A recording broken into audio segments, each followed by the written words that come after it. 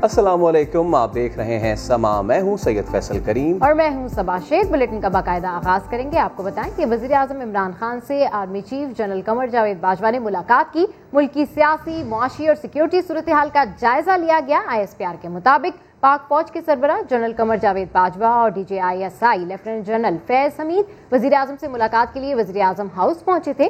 मुलाकात में वजीर आजम और आला अस्करी क़यादत ने मुल्की मुआशी सूरत हाल और सियासी सूरत हाल का जायजा लिया। खित्ते की सूरत हाल और मुल्की सलामती के उमूर पर भी तबादला ख्याल किया गया। अहम मुलाकात। वजीर आजम इमरान खान से army chief general Qamar Javed Bajwa ने मुलाकात की। सियासी, माशी, सिक्योरिटी सूरत हाल का जायजा लिया गया। पाक फौज के सरबराह जनरल कमर जावेद बाजवा और DJISI lieutenant general Faiz Hamid वजीर आजम से मुलाकात के लिए वजीर आजम हाउस पहुंचे। इस मुलाकात में वजीर आजम और आला अस्करी क़यादत ने मुल्क की मुआशी और सियासी सूरत हाल का जायजा लिया। और अब बुलेटिन में बात करेंगे PDM की टूट फूट की। ANP के बाद पीपल्स पार्टी ने भी PDM से बाज़ाब्ता राहें जुदा कर ली। बिल्कुल, जियाले रहनुमाओं ने अपोजिशन इत्तेहाद के तमाम ओहदों से इस्तीफे दे दिए। राजा परवेज अशरफ, शहरी रहमान और कमर जमान कायरा ने इस्तीफे नैयर बुखारी के पास जमा कराए, जो मौलाना फजल रहमान को पहुंचा दिए गए। एहसन इकबाल ने ANP और पीपल्स पार्टी के रहनुमाओं का WhatsApp ग्रुप से भी निकाल दिया। आपको बताएं कि PDM में टूट फूट जारी है। ANP के बाद पीपल्स पार्टी ने भी PDM से बाज़ाब्ता राहें जुदा कर ली हैं और जियाले रहनुमाओं ने अपोजिशन इत्तेहाद के तमाम ओहदों से इस्तीफा भी दे दिया है। और इनमें राजा परवेज अशरफ, शहरी रहमान और कमर जमान कायरा ने शामिल हैं, जिन्होंने ये इस्तीफे दिए हैं, नैयर बुखारी के पास जमा कराए हैं। फजलुर रहमान को पहुंचा दिए हैं नैयर बुखारी ने तमाम तर इस्तीफे। एहसन इकबाल ने ANP और पीपल्स पार्टी के रहनुमाओं को WhatsApp ग्रुप से भी निकाल दिया है। PDM सरबराह मौलाना फजलुर रहमान का कहना है कि पीपल्स पार्टी ने बहुत ज्यादती की। हमें तवक्को नहीं थी कि वो बाप को बाप बनाएंगे। बिल्कुल, मजीद कहना है कि PDM ओहदों के लिए लड़ने का फोरम नहीं है। तंजीमी इख्तलाफात चौक पर नहीं ले जाना चाहते। अब भी उनके लिए मौका है कि अपने फैसलों पर नजरसानी करें, PDM से रुजू करें। वो इस्लामाबाद में मीडिया से गुफ्तगू कर रहे थे। शिकायत हमारी बजाय वजाहत तलब करना हमारा हक है। हमें तवक्को ही नहीं थी कि वो बाप को बाप बनाएंगे, बाप को बाप बनाएंगे। तंजीमी तकाजा था कि जिस जमात से शिकायत है उनसे वजाहत तलब की जाए। हमने अपने कुलीग्स का और उनकी इज्जत नफ्स का इस हद तक ख्याल रखा, उसकी 2 लाइनों की इबारत भी मीडिया के सामने नहीं रखी। गैर जरूरी तौर पर इसको इज्जत नफ्स का मसला बनाना सियासी तकाज़ों के मुताबिक नहीं। वो PDM का सरबराही इजलास बुलाने का भी मुतालबा कर सकते, वो स्टीयरिंग कमेटी का इजलास बुलाने का भी मुतालबा कर सकते। तो मुझे अफसोस इस बात पर कि उन्होंने PDM से अलहदगी का बाकायदा ऐलान कर दिया।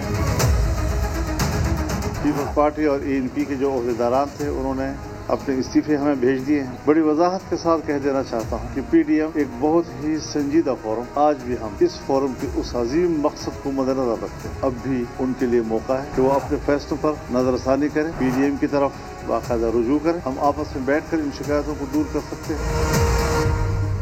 तो जो जमात अपोजिशन का इत्तेहाद खो बैठे, एतमाद खो बैठे, उसकी कोई गुंजाइश नहीं। लीगी रहनुमा शाहिद खाकान अब्बासी पीपल्स पार्टी के फैसलों पर बरहम हो गए। कहा, बिलावल का मुतालबा ऐसे ही देखता हूं जैसे उन्होंने हमारा नोटिस देखा। एक बात बड़ी यहाँ है कि 2018 का इलेक्शन चोरी हुआ, हाइब्रिड हुकूमत बनी, नाकाम हो चुकी है। जितनी जल्दी इस बात का एतराफ़ कर लें, फैसला अवाम को दें, मुल्क को आइन के मुताबिक चलाएं, और कोई हल नहीं है। नाम निहाद एहतसाब के मामलात आपके सामने हैं। इन अदालतों में न एहतसाब है न इंसाफ है। आज एहतसाब का वाहिद मकसद मुजरिमों को बचाना है और जुर्म की पर्दापोशी करनी है, दूसरों पर झूठे इल्जाम लगाने। ये तमाशा भी लगा रहेगा और इंशाअल्लाह वो वक्त दूर नहीं है जब इन एहतसाब करने वालों का एहतसाब होगा, इन झूठ बोलने वालों का एहतसाब होगा। रोज मुल्क में एक नई बात होती है। अब सेंसस भी आ गया। क्या आप आज पाकिस्तान की सबसे बड़ी मुश्किल सेंसस था, क्या आप फिर अरबों रुपए खर्च करके सेंसस करवाएंगे? आज पाकिस्तान का मसला है महंगाई। हुकूमत क्या कर रही है महंगाई को कंट्रोल करने के लिए? इसका जवाब किसी के पास नहीं है। वज़ीर आज़म हर दूसरे दिन तकरीर करता है। मुल्क की जो मुश्किलात हैं ये इस तरह हल होने वाली नहीं है। मैं ये कह रहा हूँ, मुल्क का क्या बनेगा? क्या मुल्क के मसाइल सड़कों में हल होंगे? हमारा मकसद निज़ाम की तब्दीली है और उसमें इंशाअल्लाह काम बेहतर होगा। जो हमने उनसे जवाब तलब किया था, उन्होंने वो कागज फाड़ा है। मैं भी उनकी माफी के ऐसे ही देखता हूँ। जो जमात इत्तेहाद का एतमाद खो बैठे, मेरी नजर में उसकी कोई गुंजाइश नहीं है। कभी मीसाक़े जमहूरियत, कभी पंजाब तो कभी बलूचिस्तान हुकूमत में धड़न तख्ता। पीपल्स पार्टी और मुस्लिम लीग नून की कुर्बतें और दूरियां नई बात नहीं है, सियासी दोस्ती और दुश्मनी की लंबी कहानी देखिए। And Noon league will have to decide कि क्या वो इमरान खान और एस्टैब्लिशमेंट का मुकाबला करना चाहते हैं या बिलावल भुट्टो और पाकिस्तान पीपल्स पार्टी का मुकाबला करना चाहते हैं। मुस्लिम लीग नून और पीपल्स पार्टी की पार्टनरशिप एक मर्तबा फिर टूट गई है। मफादात के तहफ़्फ़ुज़ के लिए पीपल्स पार्टी और नून लीग के ताल्लुकात कोई नई बात नहीं। दोनों जमातें एक दूसरे से मोहब्बत और नफरत की पूरी तारीख रखती हैं। मैं तो चाहता था कि जरदारी साहब भी दुआएं लें। अकेले में कभी छुप के भी मिल लो, मैं ही सिखा दूंगा। नवाज शरीफ का फौज के साथ मौजूदा रवैया भी कोई नया नहीं। जनरल मुशर्रफ ने तख्ता उल्टा तो बेनजीर भुट्टो ने जिम्मेदारी नवाज शरीफ पर ही आयद की, मगर परवेज मुशर्रफ का इख्तिदार तवील हुआ तो बीबी शहीद और नवाज शरीफ मिसाके जमहूरियत के नाम पर एक हो गए। 2008 में इंतखाबात हुए तो नून लीग भी गिलानी काबीना का हिस्सा बन गई, मगर ये इत्तेहाद एक बार फिर टूटा। फरवरी 2009 में उस वक्त के सदर जरदारी ने पंजाब में गवर्नर राज लगा दिया, नून लीग को ताकत से बेदखल कर दिया। सीओडी आप तो बेनजीर भुट्टो की कब्र का ट्रायल करवा रहे हैं, खुद बन के पार्टी। इसके बाद मेमो गेट स्कैंडल सामने आया तो नवाज शरीफ ने जवाबी वार किया, काला कोट पहना और सुप्रीम कोर्ट पहुंच गए। 2014 में इमरान खान ने धरना दिया तो नवाज जरदारी फिर एक हो गए। ये लोग चैलेंज करते हैं, मैं मियां साहब कहूंगा आप डट जाएं। बड़ा खौफनाक जंगी बिल्ला आ रहा है नवाज शरीफ और जरदारी। नवाज शरीफ पनामा स्कैंडल की नजर हुए तो जरदारी ने मौके पर चौका लगाया और इलेक्शन से जरा पहले बलूचिस्तान में नून लीग की हुकूमत गिरा दी। आप मार्च का इंतजार कर रहे हैं ताकि मार्च में आप सेनेट ले सके। आप फिक्र न करें, मैं आपको सेनेट भी नहीं लेने दूँ। इमरान जरदारी भाई भाई। मगर किस्मत की सितम ज़रीफी देखिए कि 2018 में इमरान खान जीते तो फिर नवाज जरदारी भाई भाई बन गए और चंद माह बाद ईडीएम में लड़ाई हो गई है। आप क्यों चाहते हो, आप हमारा लड़ाई क्यों चाहते हो? मुल्क के मुख्तलिफ शहरों में तहरीक लब्बैक के धरनों से शहरियों को मुश्किलात का सामना है। लाहौर, मुल्तान, सियालकोट, साहिवाल, रहीम यार खान, भावलपुर, पेशावर और कोयटा में ट्रैफिक की रवानी मुतासिर है और बाज़ मुकामात पर पुलिस और मुजाहिरीन में झड़पें भी हुई हैं। आंसू गैस की शेलिंग की गई, मुतादिद मुजाहिरीन हिरासत में ले लिए गए।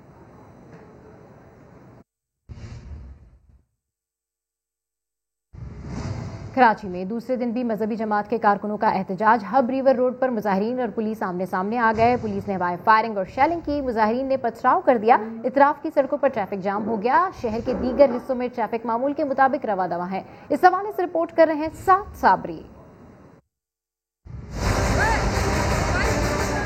हब रिवर रोड पर पुलिस ने मुजाहिरीन को मुंतशिर करने के लिए हवाई फायरिंग की तो टीएलपी के कारकुनान मुश्तइल हो गए, पुलिस पर पत्थर बरसा दिए। शेरशाह से आने वाला ट्रैफिक हब रिवर रोड पर रोक दिया गया। ट्रैफिक मुअत्तल हुई, शहरी मैसूर हुए, गाड़ियों की लंबी कतारें लग गईं। कोरंगी 2.5 नंबर पर भी मुजाहिरीन ने एहतजाज किया, सड़क बंद कर दी। ट्रैफिक पुलिस के मुताबिक कराची के दीगर मकामात पर ट्रैफिक रवा दवा है। स्टार गेट का रास्ता ट्रैफिक के लिए खुल गया। हसन स्क्वायर की सड़कें भी खोल दी गईं। यूनिवर्सिटी रोड और टावर पर ट्रैफिक मामूल के मुताबिक जारी है। कैमरामैन शाहिद बलोच के साथ साद साबरी, समा, कराची। कानून हाथ में लेने वालों के खिलाफ सख्त कार्रवाई होगी। टीएलपी के एहतजाज पर वजीर दाखिला शेख रशीद के ज़ेर सदारत इजलास में फैसला हो गया। शेख रशीद ने कहा, किसी की रिहाई का कोई फैसला नहीं हुआ, किसी को रिहा नहीं किया जा रहा, जल्द सब ठीक हो जाएगा। पूरा मुल्क जो है, स्पेशली तौर पर पंजाब जो है इस वक्त बंद है और वहाँ पर पुलिस को इस वक्त जो है वो पड़ रही है, मार पड़ रही है। तो अब उस हवाले से क्या फैसला? कहीं किसी को मार पड़ रही है, सब हालात ठीक हो जाएंगे इंशाल्लाह। सर, क्या फैसला हुआ है? कोई फैसला, रिहाई का कोई फैसला हुआ है? किसी की रिहाई का कोई फैसला। कुछ बात करते हैं चीनी स्कैंडल की, जिसमें एफआईए लाहौर के सामने जहांगीर तरीन खुद तो पेश नहीं हुए। कंपनी के सेक्रेटरी ने तमाम सवालात के जवाबात दिए। मकसूद मली ने एफआईए में पेश होकर तमाम सवालात के जवाबात जमा कराए। गुज़िश्ता रोज FIA ने जहांगीर तरीन और अली तरीन को 8 सवालों के जवाब का नोटिस भिजवाया था, जिसमें जहांगीर तरीन को खुद या कंपनी सेक्रेटरी के जरिए 8 सवालात के जवाब जमा करवाने का कहा गया। नोटिस में जहांगीर तरीन को 35,000 एकड़ रकबे के सबूत, बैंक की रिपोर्ट और फार्म हाउसेस की तमाम मशीनरी की रसीदें जमा कराने का कहा था। बरतानिया में खरीदी गई जायदादों की मनी ट्रेल भी जमा करवाने की हिदायत की गई थी। FIA अगस्त 2020 से इन सवालात के जवाब मांग रही है। जहांगीर तरीन पार्टी का सासा है, शफाफ तहकीकात के लिए उनका नुक्ता नज़र भी सुना जाए। जहांगीर तरीन हमख्याल ग्रुप ने वज़ीर आज़म इमरान खान को मुलाकात के लिए ख़त लिख दिया। बाज़ाब्ता ख़त मंजर आम पर भी आ गया। अब्बास शब्बीर इस्लामाबाद से रिपोर्ट करेंगे। वज़ीर आज़म इमरान खान और जहांगीर तरीन के दरमियान दूरियां खत्म कराने की कोशिशें। जहांगीर तरीन हमख्याल ग्रुप का वज़ीर आज़म को ख़त, बाज़ाब्ता मुलाकात के लिए वक्त मांग लिया। खत में लिखा गया है कि जहांगीर तरीन की खिदमात को भुलाया नहीं जा सकता। शुगर स्कैंडल इंक्वायरी के नाम पर अहम पार्टी रहनुमा को टारगेट करने के साथ साथ उनकी साख को भी नुकसान पहुंचाया जा रहा है। हम ख्याल ग्रुप का मौक़िफ़ है कि कुछ लोग वज़ीर आज़म और जहांगीर तरीन के बारे में गलत बयानी से काम ले रहे हैं। वज़ीर आज़म हमसे मिलें और हमारा नुक्ता नज़र भी सुने। हम साफ और शफाफ तरीके से तहकीकात चाहते हैं। खत में मुतालबा किया गया है कि ऐसी तहकीकाती टीम बनाई जाए जो मेरिट पर काम करे। ये भी वाज़ेह किया कि हम ख्याल अरकान कौमी और सूबाई असम्बली की जहांगीर तरीन से मुलाकात का मकसद इजहार यकजहती के सिवा कुछ नहीं था। दूसरी जानिब जहांगीर तरीन कैंप में एक और रुकन पंजाब असम्बली का इजाफा। भक्कर से सईद अकबर नवानी ने जहांगीर तरीन से मुलाकात करके इजहार यकजहती किया। वज़ीर आज़म इमरान खान ने लाहौर में 9 अप्रैल को जहांगीर तरीन के मामले पर करीबी साथियों से मुशावरत की थी। वज़ीर आज़म ने कहा कि कोई कितना भी ताकतवर हो, एहतसाब सबका होगा। कौमी दौलत लूटने वाला कोई भी हो, उसे नहीं छोड़ेंगे। इस हवाले से रिपोर्ट कर रहे हैं नईम अशरफ बाट।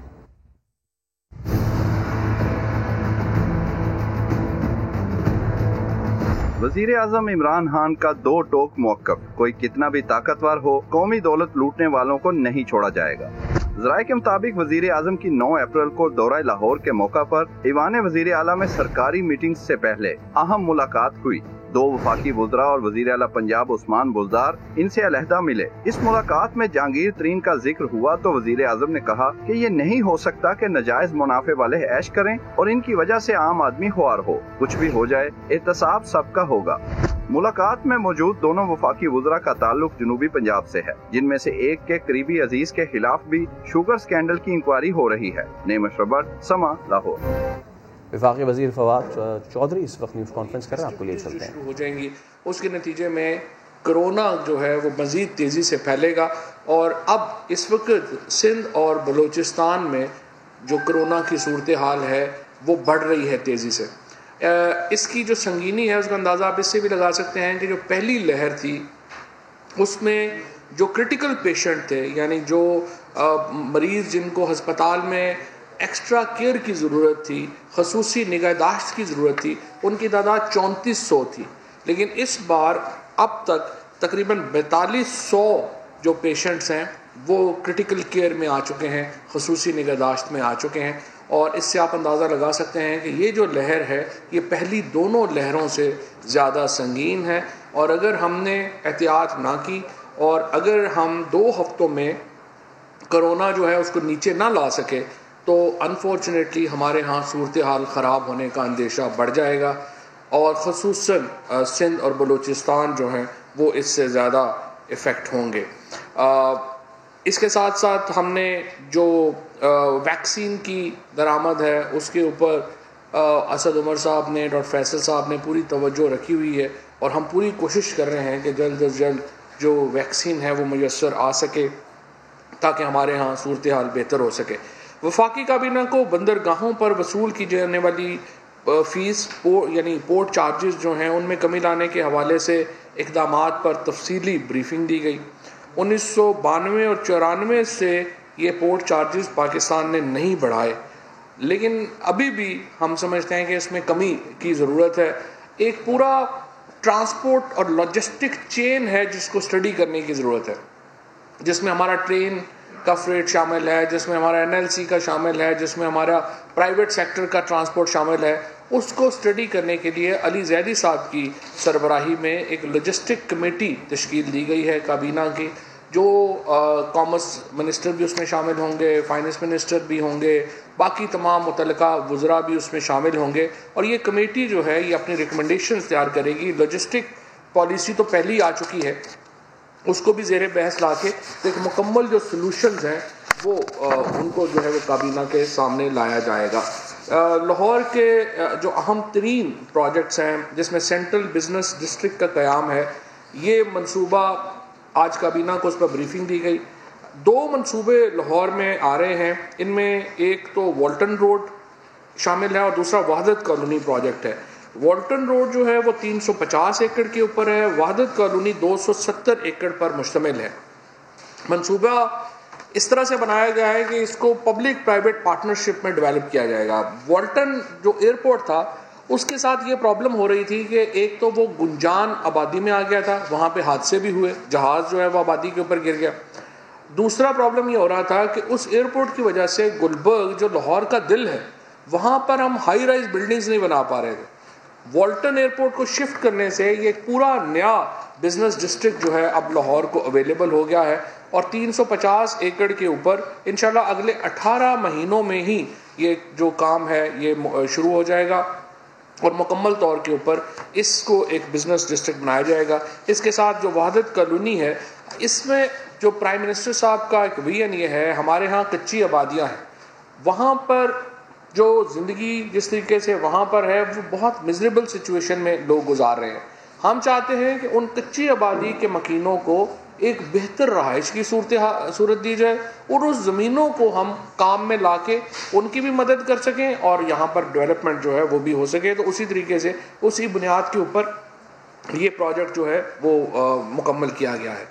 पाकिस्तान में पैदा होने वाली ज़रई व गैर ज़रई मसनूआत मसलन आम, कीनो, बासमती चावल और जवाहरात वगैरह की मुल्की शनाख्त को बरकरार रखने, इनकी मखसूस मसनूआत को तहफ़्फ़ुज़ फ़राहम करने और बैनुल-अक़वामी सतह पर तजारत में इजाफ़े के पेश नज़र काबीना ने geographical indications registration and protection act 2002 के तहत आज मंदरजा झेल पाकिस्तानी मसनूआत की रजिस्ट्रेशन और इसके हवाले से जो एक अथॉरिटी जो इनको रजिस्टर करने की मंजूरी देगी उसकी मंजूरी दी। एक रजिस्ट्रेशन अथॉरिटी बनाई गई है जो कि चौंसा आम, सिंदड़ी आम, ये ट्रेड डेवलपमेंट अथॉरिटी इसको करेगी। हुंजा, याकूत, सवात, जमुर्द और कश्मीर तुरमरी, स्कर्दू पखराज, Skardu aquamarine, peridot stone, peridot valley, इनको Pakistan mineral development corporation register कराएंगे। सो होता यह है, जैसे आपने देखा कि बासमती चावल के मामले के ऊपर हमारा जो रजिस्ट्रेशन है वो इंडिया की तरफ चली गई, फिर बाद में हमें बड़ी लिटिगेशन में जाना पड़ा। ये जो हमारे आम हैं या ये जो हमारे पत्थर हैं, इनकी एक अब इंटरनेशनल शनाख्त बन गई है, तो ज़रूरी है कि हम इनके राइट्स जो हैं वो हम अपने पास जो है वो लें। कंट्रोलर जनरल ऑफ अकाउंट्स की जो appointment functions and power ordinance 2001 के तहत कंट्रोलर जनरल ऑफ अकाउंट्स की मुरतब करदा फेडरेशन और सूबाई हुकूमत की कंबाइंड फाइनेंशियल स्टेटमेंट बराए माली साल 2018-19 की जो काबीना के सामने जो है वो पेश की गई है और हमारे जो इकनॉमिक रिपोर्टर्स हैं जाहिर है कि वो अब इसमें मेख जो निकाल सकते हैं और हमें भी बता सकते हैं कि क्या मसले हैं। नेशनल कमीशन बराए ख़वातीन की जो चेयरपर्सन की तैनाती के हवाले से इस्लामाबाद हाई कोर्ट के फैसले को मद्देनज़र रखते हुए काबीना ने हदायत की कि चेयरपर्सन की तैनाती के लिए इश्तिहार जारी किया जाए और अपील में भी जा रहे हैं क्योंकि उसमें एज का जो मामला था उसको कहा गया कि एज जो है उसको में रिलैक्सेशन हो तो उसके खिलाफ अपील भी जो है वो की जाएगी। नेशनल कमीशन बराए इंसानी हकूक़ के चेयरपर्सन और मेम्बरान की तैनाती के हवाले से भी इस्लामाबाद हाई कोर्ट के फैसले को मद्देनज़र रखते हुए काबीना ने नए इश्तिहार की मंजूरी दी है। जो टूरिस्ट कैटेगरी और मेडिकल वीज़ा इसके लिए फ़ीस जो है वो मुकर्रर कर दी गई है और इन वीज़ों को भी आसान वीज़ा कैटेगरी जो है उसमें लाया गया है और एक्सटेंडेड टर्म मेडिकल इसकी फैसिलिटी होगी। ऑनलाइन वीज़ा के हसूल की मद में डिप्लोमेटिक और ऑफिशियल पासपोर्ट होल्डर्स जो हैं उनको प्रोसेसिंग फ़ीस से मुस्तस्ना करार दिया गया है। नहीं, ये तो आगे जो फॉरेन ऑफिस है वो मुकर्रर करेगा। काबीना ने अमन व अमान की सूरत हाल के पेश नज़र मुख्तलिफ शहरों लाहौर, जेल मावल नगर में रेंजर्स की तैनाती की मंजूरी दी।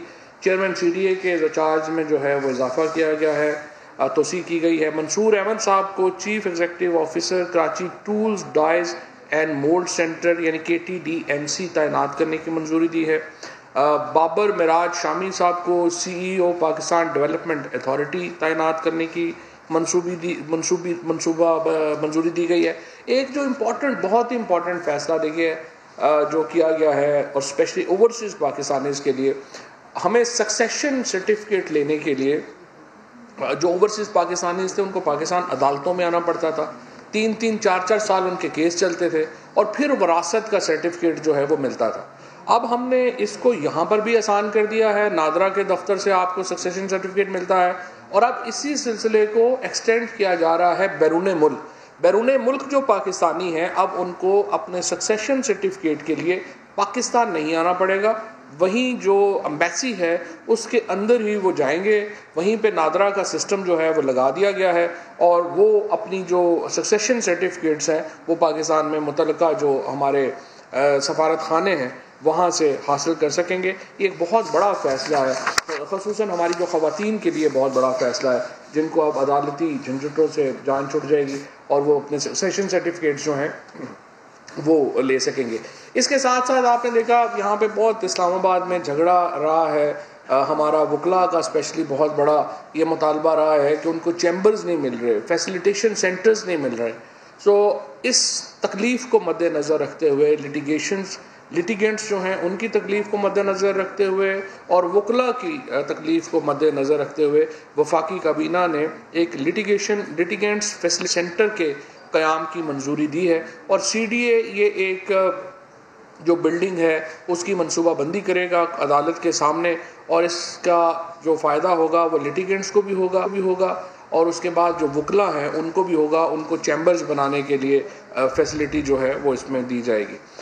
मुल्क के मुख्तलिफ़ हिस्सों में अवामुन्नास को गैस की सहूलत फराहम करने के हवाले से मुख्तलिफ़ मनसूबों की तफसीलात जो हैं वो काबीना के सामने पेश की गई और एक्स्ट्रा जो गैस कनेक्शंस हैं वो अब उनकी जो तादाद है वो 300 से बढ़ के 600 कर दी गई है और ये कनेक्शन जो गैस कनेक्शंस हैं वो अब मिल सकेंगे।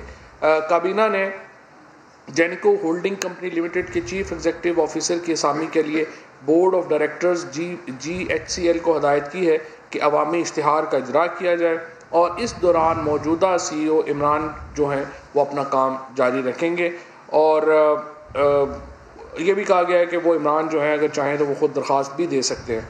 ऑल्टरनेटिव एनर्जी बोर्ड के CEO की तैनाती के हवाले से फैसला किया गया कि नए CEO की तैनाती तक शाहजहां मिर्ज़ा MD PPIB के इजाफे पर अपनी इजाफी जिम्मेदारियां अंजाम देते रहेंगे। ज़ायरीन मैनेजमेंट पॉलिसी की मंजूरी जो है वो दे दी गई है। रूल्स ऑफ बिजनेस में तरमीम की गई है और इसके बाद जो वजारतें हैं उनको मजीद एम्पावर किया गया है। आपको बताएं इस वक्त वफाकी वजीर फवाद चौधरी न्यूज़ कॉन्फ्रेंस कर रहे हैं जिसमें उनका कहना है कि कोरोना वायरस की तीसरी लहर ज़्यादा खतरनाक है, वैक्सीन की दरामद पर खुसूसी तवज्जो रखी है। अली जहदी साहब की सरबराही में लॉजिस्टिक कमेटी कायम की गई है। इससे कबल हम बात कर रहे थे PDM में टूट फूट के उसी तसलसल को जारी रखते हैं और आपको बताते हैं कि फजलुर रहमान का बाप को बाप बनाने का बयान मुनासिब नहीं। ज़ियाले रहनुमा कमर जमा कारा कहते हैं ऐसी बात बिल्कुल काबिल कबूल नहीं। बिल्कुल, बहुत ज़्यादा रिएक्शन आया पीपल्स पार्टी की जानिब से। जवाब में उनका कहना था कि हम भी बहुत कुछ कह सकते हैं। उनका क्या कहना था आपको सुनवाते हैं। जमातें अफराद नहीं होते मौलाना, आज आपने एक इंतहाई नामुनासिब बात कही है, आपको ये बात बिल्कुल नहीं कहनी चाहिए। इसके जवाब में बहुत सख्त बातें मैं कह सकता हूँ लेकिन मुझे आपका एहतराम माने हो रहा है।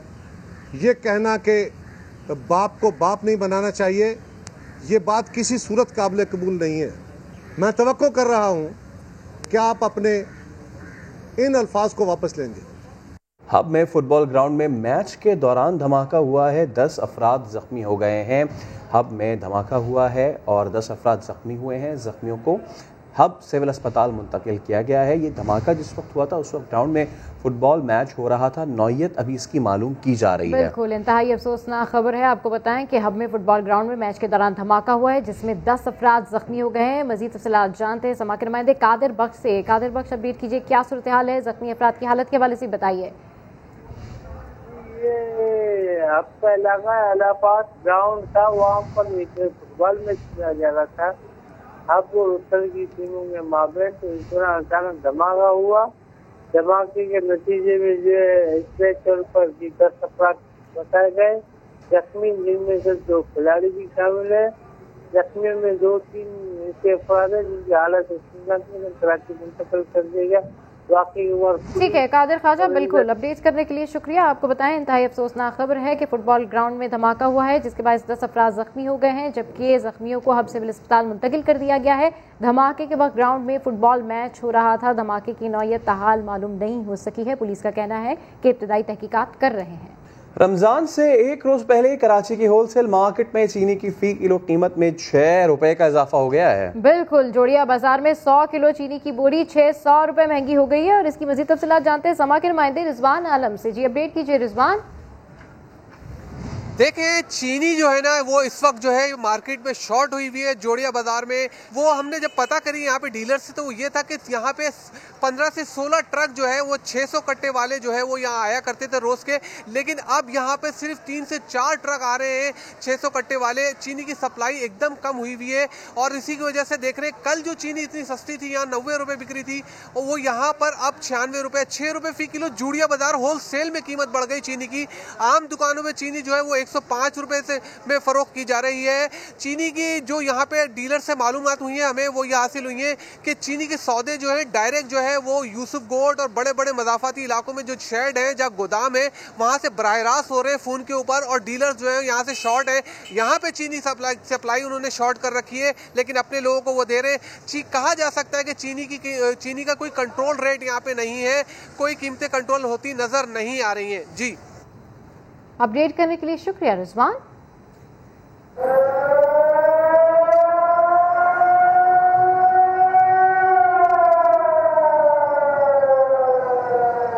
रोजेदारों, अल्लाह मियां के प्यारों, जरूरी ऐलान का वक्त हो गया है। समा के रिपोर्टर हरामखोरों के पीछे आ रहे हैं।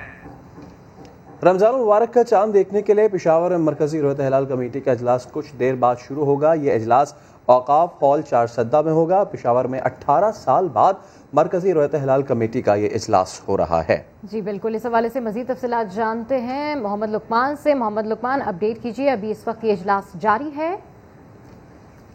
लाहौर में इसको जोनल रोयत हिलाल कमेटी का इजलास जारी है। इसकी जो सदारत डायरेक्टर जनरल औकाफ कर रहे हैं, इसके अलावा 12 और इरकान में मौजूद हैं जो कि इसको चांद देखने की कोशिश कर रहे हैं। और ये महकमा मौसमियात के मुताबिक चांद नजर आने के कभी इम्कान हैं क्योंकि जो चांद की उम्र है वो 35.5 घंटे हो चुकी है। चांद की वलादत जो है कल सुबह हुई थी, आज वो 35.5 घंटे का हो चुका है। 13 डिग्री है जाविया जिससे देखा जा सकता है। और तीसरी जो सबसे बड़ी बात है कि जो सनसेट के बाद जो है 72 मिनट होंगे सबके पास के वो चांद देख सके, तो ज्यादा कभी इम्कान है कि पंजाब में और दीगर इलाकों में चांद आज नजर आ जाए। जी ठीक है, बिल्कुल। मोहम्मद लुकमान हमें सारी सूरत हाल से अपडेट कर रहे थे। आपको बताएं कि कराची लाहौर और कराची लाहौर में ये जोनल कमेटियों के जो इजलास हैं वो जारी हैं, जबकि पेशावर के औकाफ हॉल 4 सद्दा रोड पर ये इजलास होगा।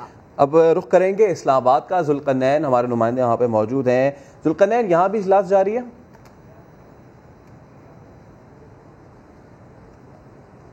देखिए इजलास तो जारी है और विजिबिलिटी के जो इस मसाइल हैं वो सामने आ रहे हैं। इम्कानात तो चांद नजर आने के वाजे मौजूद है महकमा मौसमियात के मुताबिक, लेकिन इस्लामाबाद में क्योंकि मतला अब्र आलूद है, बादल गहरे इस वक्त आसमान पर आए हुए हैं, इसलिए चांद जो देखने का अमल है उसमें मुश्किलात का सामना है। महकमा मौसमियात के हालात के साथ यहाँ पर उलमा भी मौजूद हैं, चांद देख रहे हैं और इंतजार किया जा रहा है कि कहीं से कोई शहादत भी आए। लेकिन इस्लामाबाद में गहरे बादल होने की वजह से जो विजिबिलिटी है चांद की वो बहुत शदीद मुतासिर हो रही है और चांद नजर आने के विजिबिलिटी की वजह से और बादलों की वजह से इम्कानात कम है। अदरवाइज तो महकमा मौसमियात के जो लोग हैं वहाँ पर वो यही बता रहे हैं कि आज हर सूरत चांद नजर आने के इम्कानात, अगर बादल ना हो तो चांद को वाज़े तौर पर शायद इंसानी आंख से भी देखा जा सके। वो 12 डिग्री के ऊपर इतना वाज़े होगा कि उसको आम आंख से भी देखा जा सकेगा, लेकिन बादल होने की वजह से काफी मुश्किलात का सामना करना पड़ रहा है इस्लामाबाद और रावलपिंडी के न सिर्फ लोगों को बल्कि जो जोनल रोयत हिलाल कमेटी है उसको भी। जी फैसल। ठीक है, यहाँ पे कुछ विजिबिलिटी का मसला है। आपने अपडेट किया इस्लामाबाद से जुल्करनैन, आपका बहुत शुक्रिया। आपसे अपडेट लेते रहेंगे। गवर्नर सिंध इमरान इस्माइल कहते हैं रमजान मुबारक में आटा और चीनी की चोरी पाई गई तो सख्ती से निपटेंगे। जुर्माने और जेल के साथ जायदाद भी जब्त की जा सकती है।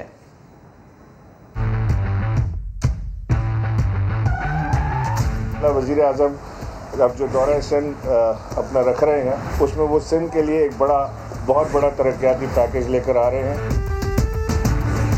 बेइंतहा ज़रूरत है कराची को नई बसों की, बेइंतहा ज़रूरत है कराची को नए ट्रांसपोर्ट सिस्टम की। ये जो फटा पुराना सिस्टम है, चिंची वाला सिस्टम या जो टूटी फूटी बसों वाला सिस्टम है, इसे हमें रिप्लेस करना पड़ेगा। किसी किस्म की भी रमज़ान शरीफ में आटा, घी, दाल, चावल के ऊपर चोरी या इसके अंदर कोई गड़बड़ पाई गई, बिल्कुल सख्ती से निपटेंगे। आपको इसके लिए जेल भी जाना पड़ेगा और आपकी अपनी जायदादें, प्रॉपर्टीज़ भी हम सीज करेंगे।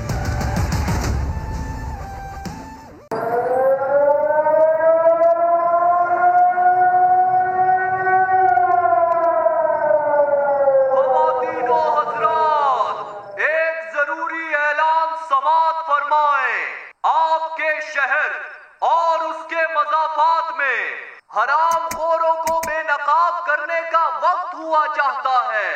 गौर से सुन ले कि समा टीम हरामखोरों के पीछे आ रही है। ऐलान खत्म हुआ। रमजान मुबारक के दौरान ट्रैफिक की रवानी के लिए ट्रैफिक पुलिस के साथ सिटी वार्डन भी फराइज अंजाम देंगे। बात करेंगे अपने नुमाइंदे मोहम्मद अली हफीज से। जी अली हफीज।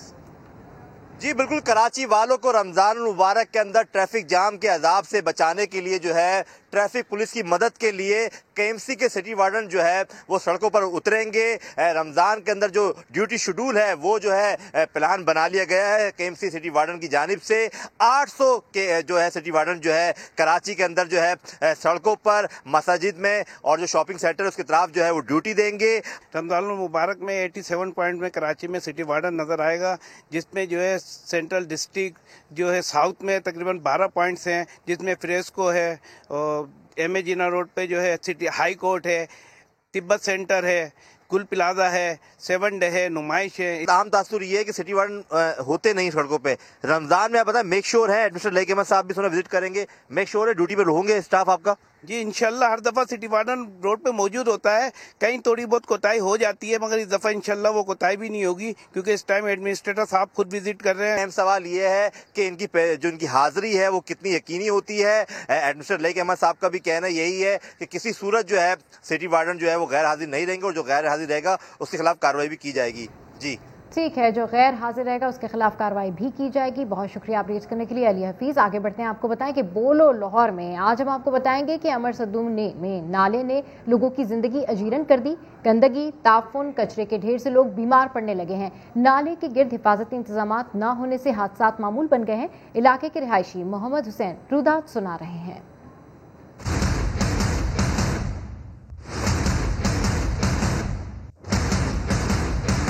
मेरा नाम मोहम्मद हुसैन है और मैं चुंगी अमरसुद का रहायशी हूँ।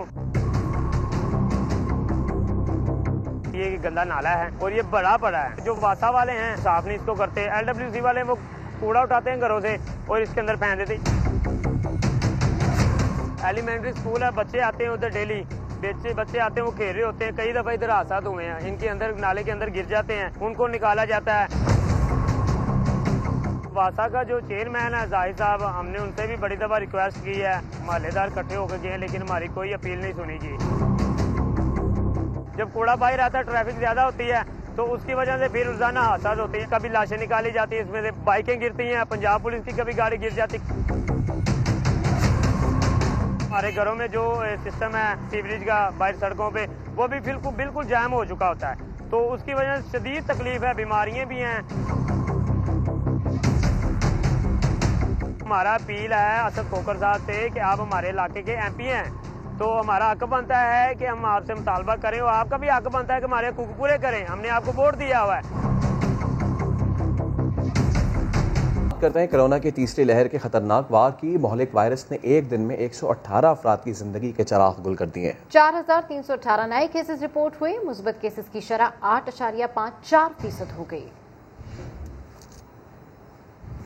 कोरोना की तीसरी लहर का हलाकत खेज दिन। 24 घंटे में सबसे ज्यादा अमवात 118 अफराद लुकमा अजल बन गए। पंजाब में 74, खैबर पख्तूनख्वा में 32 और इस्लामाबाद में 6 अमवात हुई। आजाद कश्मीर में 4 जबकि बलोचिस्तान में 2 अफराद जा बहक। पाकिस्तान में कोरोना से मजमूई हलाकतें 15,619 हो गयी।